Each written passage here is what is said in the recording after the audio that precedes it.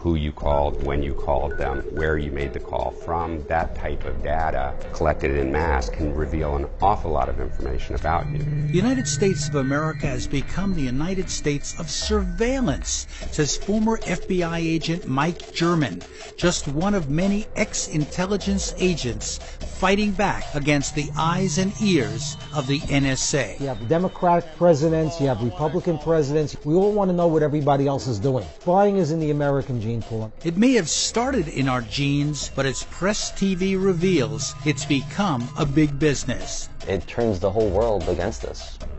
The battle is on between a government that believes it has a right to spy on everyone and a world that is fighting back. This is the truth. This is what's happening. You should decide whether we need to be doing this. America's surveillance state. The National Security Agency was set up to keep America safe. People you know from within our organization can also cause harm. This threat is called the insider threat. An insider is a trusted member of our organization, such as an employee or contractor that intentionally causes harm. It now seems obsessed with keeping itself safe. If you see the following behavior, you should report it immediately to your supervisor or our security team. Among the threats NSA and other government agencies are now facing are not the ones they first expected or prepared for. Insider threats. The NSA estimates that as many as 4,000 employees may not be trustworthy. I was considered a rising star in my office, so it wasn't like I was the disgruntled employee. Former NSA staffer Russ Tice says that after 9/11, the agency slowly turned on itself. Matter of fact, when all this happened, my supervisor didn't even know what was going on. So when they yanked me out of my office, my supervisor was shocked and had no clue what was going on.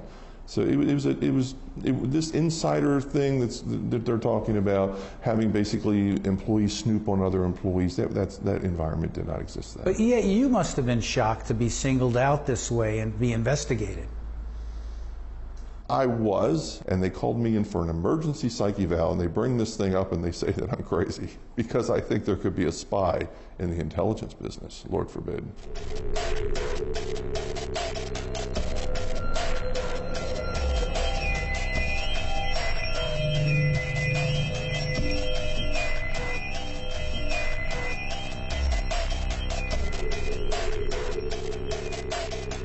Here at their headquarters at Fort Meade in Maryland, the NSA mothership is well guarded in a cocoon of security against danger. Now, like other intelligence agencies, they are increasingly uptight, forcing employees to spy on each other. Here's an advisory from the U.S. Navy. NSA is run by a Navy admiral. This is an unclassified brief on the insider threat. What is an insider threat? An insider who uses his or her access to harm national security interests or national security through unauthorized disclosure, data modification, espionage, or actions resulting in loss or degradation of resources or capabilities. Here's another video, a dramatization produced for Homeland Security. Would you recognize these situations as potential threats if they happen to you? Ted has been employed at his firm for 6 years.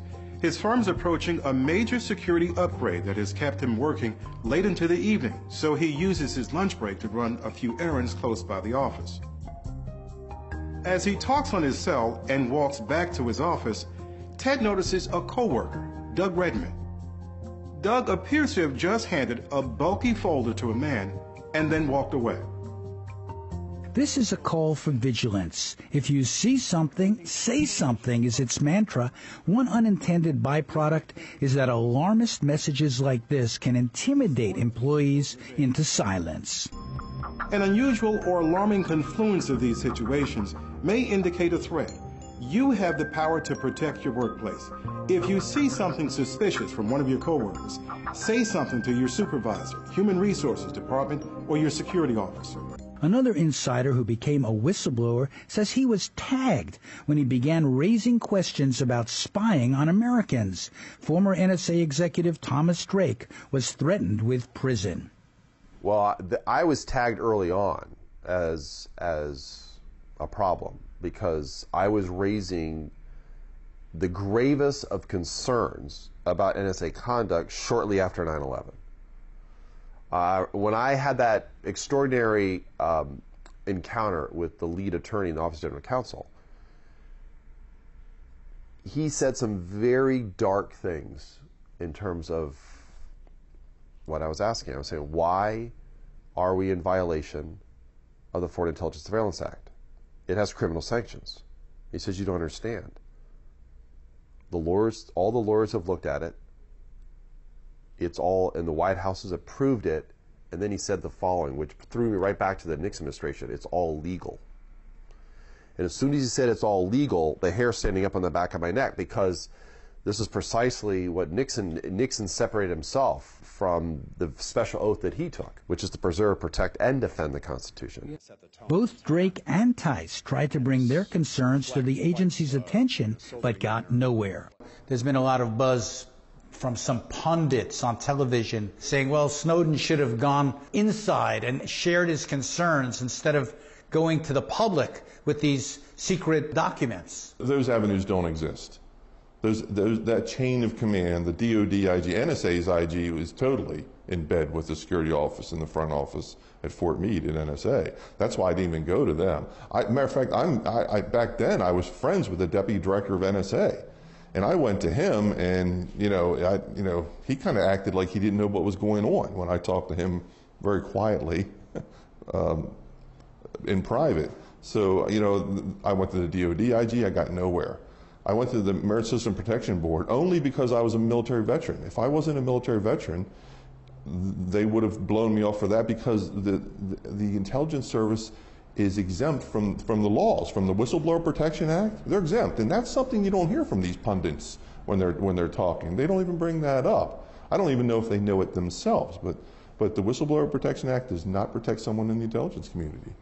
What about Thomas Drake? I became a whistleblower, and what I did in those weeks, months, and the next few years after 9/11 was use every available channel that was within the government to blow the whistle. And that included inside NSA, that included the Office of General Counsel, that included the Inspector General's office, that included obviously my supervisory chain. Well, you did what you were supposed to do. That included Congress, Department of Defense, and a number of others. You did what you were supposed to do, go through channels, and Snowden didn't, and they're criticizing Snowden for not going through channels. Well, he actually did go through channels.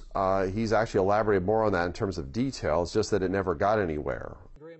Since our interview with Drake, Snowden spoke with NBC and revealed that he also tried to communicate with the NSA. Now, I had raised these complaints not just officially, in writing, through email, to these offices and these individuals, but to my supervisors, to my colleagues, in more than one office. I did it in Fort Meade, I did it in Hawaii. The NSA downplayed Snowden's charges, insisting they could only find one email of his. Later, NBC challenged that response and confirmed Snowden's story. Look, the lawyer that I confronted in the Office of General Counsel, he warned me. He said, don't ask any more questions. You don't want to go there. And I chose to fight from within. Look, I was now eyewitness to the subversion of the Constitution. I was literally, my oath is on the line. I was not going to violate that oath. I was going to keep faith and allegiance to the oath. That oath is support and defend the Constitution. It's the idea of how to govern ourselves, for all of its faults and foibles. Okay, historically, it is. But you were warned, Tom. I was warned. Yes, I was. And. But I wasn't going to stand silent and look away because I'd be complicit. Unlike Drake and other whistleblowers, Snowden released secret NSA documents. He decided that the only way to challenge them was to show the public what NSA was doing in its own words. Snowden didn't just dump secret documents to get them out. He sought out responsible journalists like Glenn Greenwald and Laura Poitras and tried to put them in context. He asked them to protect the names of agents. At first, Greenwald was too busy to encrypt his communications with Snowden and almost didn't get his big scoop. The lesson of that story, and the reason why I've proudly told it, is twofold. One is that here was somebody who, in retrospect, for very good reasons, was afraid to talk to me as a source coming to a journalist because he knew, unlike me at the time, the vast reach of this surveillance system. And so he would not talk to me or tell me anything about who he was or what he had until I installed encryption. And that's the broader point, is we talk a lot about the threat to privacy from the surveillance state, but how do you have a free press and engage in a healthy news gathering process when the government is monitoring people's communications and even collecting lists of everyone with whom we're communicating? And it sort of underscored the difficulty of doing journalism and speaking freely in an unencrypted environment. Ironically, the NSA had for years lobbied to block encryption on the Internet so they could more easily collect information. This very lack of protection later made it easier for Snowden to download their files, what is estimated at over 1 million documents, maybe more. Only Snowden knows for sure. The NSA was engaged in things like dumbing down encryption. Making sure that encryption wasn't as strong as it could be so they could break it. And then they complain that there's a cybersecurity issue out there. Well, of course there's a cybersecurity issue because they've created a cybersecurity issue, building back doors into all these software programs. The government was soon cracking down. Here's what happened to Thomas Drake after an article appeared exposing the NSA. And as I found out later, then Vice President Cheney had simply issued the call, fine and fry the perpetrator, whoever, just fine and fry. I don't care who it is, make an object lesson of them. Find and fry. Find and fry. So it's 2005, they launched, the article comes out, they launch this massive leak investigation. I knew when the article came out, no doubt there would be investigation. When the investigation was launched, I get caught up in it. Why? Very few people knew about the secret surveillance programs. They had really... So what happens to you one morning at your house? Well, it's now almost 2 years later, and I'm getting ready to go to work. It's November 28th. It's shortly after 7 a.m. I look out the window and I see all these FBI agents streaming across the front yard. And of course, my heart's in my throat, and the nightmare had begun. I was facing 35 years in prison. 5 counts for espionage, 1 for obstruction of justice, 4 for making false statements to FBI agents. And now my name is splashed all over mainstream media and the alternative media. Guilty? Guilty in the court of public opinion at that time because it was so rare for an American to be charged with espionage. In the end, Drake was allowed to plead to a minor infraction and the charges were dropped. Russ Tice, who also challenged surveillance, was under surveillance. I have the FBI follow me around. At first it was the black sedans, and then I got to a point almost where it's like every black sedan I saw, I thought that's probably an FBI guy, and you got to get it. I realized I had to get out of that mentality too, because they're there, but not everybody out there is one of them. So.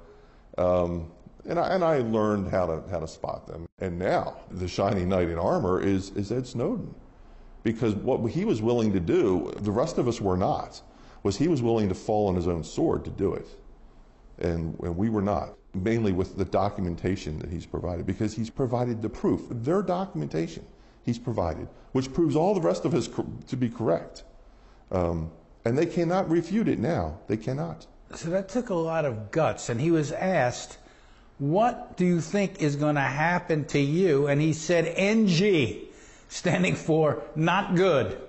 He seems to be aware of the dangerous position he's in. Well, yeah, especially if he looked at what happened to Mr. Drake, and anytime you put documents out there. And I find this interesting because I've been on TV shows from way back, and they look at me and they say, oh yeah, you can say that, but where's your proof?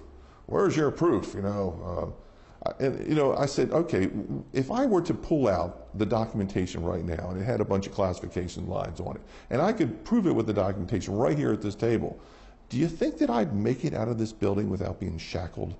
Motivated employees join institutions because they believe in their mission, but often when exposed to abuses, they turn on their agencies and become insider threats.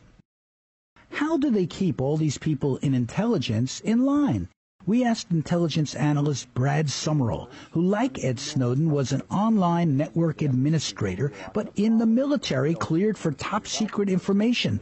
What did he think drove Snowden to rebel? Something got to him, you know. He was working in the NSA office where he also saw a lot of those things happen. Just like in the Marine Corps, you end up in the field out in, you know, the field where you see other things happen. You know, some things get to you, some things don't, you know. I'd imagine he had seen enough material that for whatever reason he felt he was upon himself that he was going to do what he was going to do. To share it with the American people in some way. Yeah, and jump ship at the same time. Yeah. But I guess it was a challenging and kind of gutsy or crazy thing to do. Yeah, definitely. But when people are on the inside, I mean, a lot of the people who are actually doing the technical jobs don't necessarily believe in the mission in terms of, you know, that what they're doing is really protecting the American people sometimes. You know, I mean, they feel like they begin to question it, let's say. Well, I think it's sometimes, depending on what situation you're in, you might begin to question yourself. Everybody found it a little bit curious that he did it with his position. I mean, he was taken care of very well. You know, there was a lot of other people working for the government that didn't get making nearly that, and would have certainly never have done it at the same time. I just think he felt he was removed in some way. That's about the only thing that I can imagine. Just a disconnect. Right now they have going on what they call the Insider Threat Program, where they're like terrified. 4,000 people on the list of potential insider threats. Seems to be a lot of paranoia in that world, too. Yeah. A lot. A lot of big checks were written in 2002. Big checks? Meaning money. You gave a lot of people a lot of jobs. And when you give somebody a job to do, they're going to do their job. They overstaffed a lot, over technology, over everything. So you just got all this big money thrown in one direction, and everybody has to justify their cost. Has all this money resulted in enhanced security? You would think so, but the former director of NSA, General Alexander, says that the U.S. is more at risk today than ever, perhaps because they overexpanded with inexperienced and overpaid people. He told an Australian newspaper, quote, "We're at greater risk. I can't measure it. You can't say, well, is that enough to get through? I don't know." If he doesn't know, who does? His solution, more spying. With so many people on the payroll, it's hard to control everyone. Staff members are not encouraged to think independently. The NSA has to keep track of them as well as the people they are spying on. Compounding the problem, NSA has outsourced, in effect privatized, so many of its programs, reports James Bamford, who writes about NSA. Quote, "The Snowden case demonstrates the potential risks involved when a nation turns its spying and eavesdropping over to companies with lax security and inadequate personnel policies." In any other country, the spying issue would be relegated to politics and the law, but in America, it has been embraced by popular culture, turning Snowden into a celebrity, with his face on buses, comic books, and now action figures. Already, there are 2 Hollywood movies planned about his escapades. More ominous than the risks whistleblowers face are what's happened to the many victims of covert U.S. foreign policies, whose fate has often been buried in secret documents that no one ever sees. That's why this National Security Archive exists, a not-for-profit library of formerly secret documents that details the hidden history of U.S. covert policy. Archive Director Tom Blanton showed us around their facility at George Washington University, just a few miles from the offices of the officials who initially kept these documents from being seen.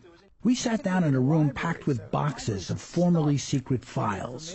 We've been doing this for almost 30 years, and these are the documents that are still in paper form. Now, almost everything we get, we get it digitally or we convert it to digital as soon as it comes in the door. So this is the real underlying documentation of scandals that most Americans don't even remember. Well, every few years, you know, the meteor hits the Yucatan, or a window pops open of scandal, and then people go, wow, really? That's what you see back there? That's what's happening right now with Edward Snowden. It's sort of like the curtain came up, and we were, really? Is that what's going on back there? Snowden's courage in releasing these documents has introduced maybe a whole new generation, perhaps through the mass media, the American people, once again, to what their government is doing in their name.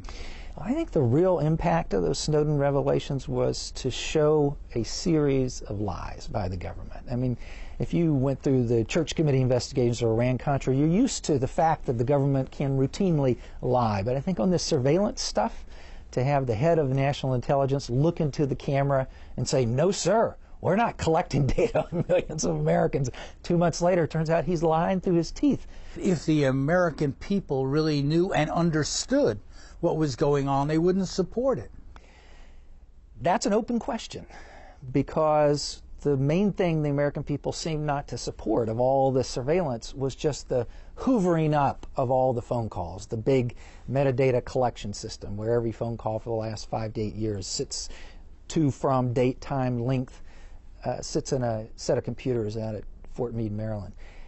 The other parts of the surveillance state, though, it seems like the American people do support or would support if it's targeted directly at keeping them safe. And I think that was the objection to the phone call program that Snowden revealed, because not only was it scooping up everything, it had no connection at all to really fighting terrorism. You know, at the same time, we've lived in a society, and incidents like 9/11, of course, have contributed to this, that's very fearful, that's kept on the edge of, paranoia. There's always an enemy out there that's after us, that's coming after us. And many Americans are, because of that, willing to justify or finance or support efforts that actually undercut their own freedom. Well, I think Americans got to keep asking the question, are we safer in the dark? And about these surveillance programs, we were not safer in the dark. In fact, we weren't being protected from terrorism, and the government was rapidly expanding its power and collecting everything it could. We were also shown documents the archive now has online. They received tens of thousands of requests from researchers and the public for documents and reports. They have had up to 3 million independent views. So we've been collecting all the documents published by anybody from the Edward Snowden leak. So Washington Post, Guardian, everybody, Glenn Greenwald, all the folks publishing, putting them together with the historical documents about the wiretap controversies, about the previous debates, and then publishing them. So we've done the first collection. This is about... We can now add the National Security Archive to the other insider threats the government faces. As investigative reporters, they were once outsiders, but now they have moved inside a prestigious university to ensure that the revelations of whistleblowers become a legitimate part of history and not so easy to whitewash or forget. Today in America, nearly 5 million people have security clearances. Nearly 1 million have access to top-secret documents. It's a big industry that seems to be getting bigger every day, and yet parts of that industry are pushing back. They are already pressing the government to disclose way more about how many times the government asks them for data, how much data they have to give over, what are the restrictions on them. We know a ton more about those transactions today after Snowden, not because Snowden leaked them, but because the companies are pushing back against the government. The insider threat is not new or likely to disappear. Edward Snowden was not the first, nor will he be the last. And there's more to come from the documents Snowden made off with, including the names of people NSA has spied on. Even as some establishment journalists turn on Glenn Greenwald and Edward Snowden, former whistleblowers like Daniel Ellsberg, the one-time Vietnam military officer who leaked the Pentagon Papers, rush to their defense. Well, I think he did a great benefit to this country by letting us know what the National Security Agency, the NSA, is doing for the president under both administrations, namely intervening in the privacy of every communication of every American who has an electronic device. It's very hard to imagine a democracy really surviving long with the government having that kind of ability to blackmail any given person. Ellsberg also embraced the case of military whistleblower Bradley, now Chelsea Manning, who released secret documents and this video on alleged war crimes in Iraq. Come on, fire. It's a credit to human beings, as a matter of fact, for being concerned not only about American lives and American security, but about what we were doing to foreigners, to Iraqis. Now Ellsberg and other whistleblowers have joined hands to encourage more whistleblowing through a website called exposefacts.org that can securely receive anonymous leaks, precisely what the government fears could lead to even more insider threats. That's one look into the future. Coming up next, we will have other forecasts, including Edward Snowden's in the final episode of our documentary series, America's Surveillance State.